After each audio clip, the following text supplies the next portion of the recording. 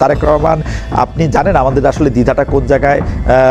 বেগম খালেদা জিয়া আমার অনুষ্ঠান শুনবেন কিনা জানি না, জনাব তারেক রহমান শুনবেন কিনা তাও জানি না, তবু একটু বইলে রাখি, ওই যে লেখে না বড় বড় মানুষের কাছে পৌঁছাতে না পারলে একটা খোলা চিঠি, এরকম একটা খোলা চিঠির জায়গায় আমাদের অবস্থাটা একটু বলি। আপনারা যে বলতেছেন সরকারে এসে আপনারা জুলাই সনদ বাস্তবায়ন করবেন, আমরা কোথায় আপনাদেরকে একটু অবিশ্বাস করতেছি জানেন?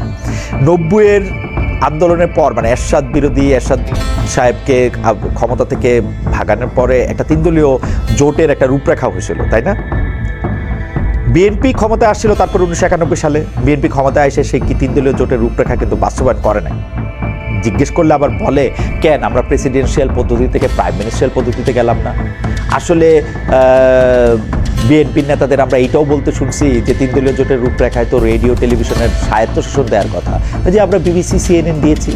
1991 সালে বিবিসি সিএনএন আধা ঘন্টা করে দেওয়া হয়তো, সেটার কথাও তারা বলে।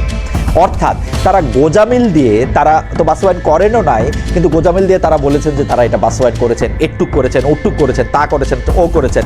কিন্তু আমাদের হতাশা হচ্ছে যে আমরা জানি আপনারা যেটা ছিল সেটা আপনারা করেন না।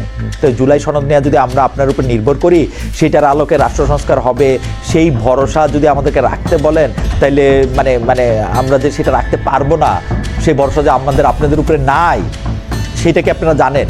মানে এই জিনিসটা কি, যে আপনারা যে জানেন না এটা যে আমরা জানি, এটা কি আপনারা জানেন যে আমরা আসলে আপনাদের উপরে সেই ভরসা এখন নাই।